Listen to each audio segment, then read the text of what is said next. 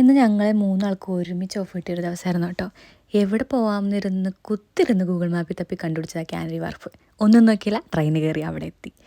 ഈ കാണുന്ന സന്തോഷം ഈ കുത്തനെയുള്ള എസ്കലേറ്ററിൽ കയറാനാണ് കേട്ടോ. നമ്മുടെ നാട്ടിലെ പോലെയല്ല, നല്ല കുത്തനെയാണ്, അതുപോലെ അത്യാവശ്യം നല്ല സ്പീഡിലും പോകുന്നുണ്ട്. ഏജ്ഡ് ആയിട്ടുള്ളവർക്ക് സ്യൂട്ടബിൾ ആയിട്ടുള്ളൊരു സാധനമായിട്ട് എനിക്ക് തോന്നിയില്ല. അതുകൊണ്ട് അപ്പുറത്ത് ലിഫ്റ്റും ഉണ്ടായിരുന്നു. നമ്മൾ പിന്നെ ചാടി ഇതിനകത്ത് കയറിയതാണ്. അങ്ങനെ ഞങ്ങൾ അവിടെ എത്തിയപ്പോൾ തന്നെ ദേ ഇങ്ങനൊരു സാധനം കണ്ടു. നല്ല ഭംഗിയുണ്ടായിരുന്നു. കുറച്ച് നേരം അതിൻ്റെ ഫ്രണ്ടിൽ നിന്ന് ഫോട്ടോയൊക്കെ എടുത്തു. പിന്നെ കുറേ കാണാൻ നല്ല ഭംഗിയുള്ള കുറേ ബിൽഡിങ്സ് ഉണ്ടായിരുന്നു. പകൽ കാണാൻ ജസ്റ്റ് ഇങ്ങനെയൊക്കെ തന്നെ ആയിരുന്നെങ്കിലും രാത്രി നല്ല ഭംഗിയുണ്ടായിരുന്നു. കാരണം ഞങ്ങൾ രാത്രി ആയിപ്പോയപ്പോൾ ഈ കാണുന്നത് കണ്ടോ, അവൾ പോസ് ചെയ്തതാണ്.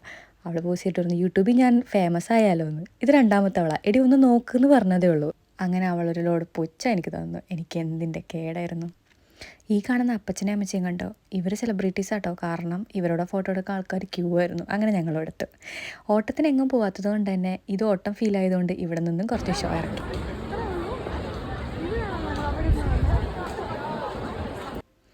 അങ്ങനെ അതായിരുന്നു ജോയുടെ ഡയലോഗ്. ഇത് കാണാനാണോ നമ്മൾ ഇവിടം വരെ വന്നതെന്നായി. പിന്നെ നൈറ്റിൽ കാണാൻ നല്ല ഭംഗിയുണ്ടായിരുന്നു. വെള്ളച്ചാട്ടവും ലൈറ്റും അങ്ങനെ. പിന്നെ നല്ല തിരക്കുണ്ടായിരുന്നു, അതുപോലെ മഴയുണ്ടായിരുന്നു കേട്ടോ. ഇതൊന്നും കാര്യമാക്കിയില്ല.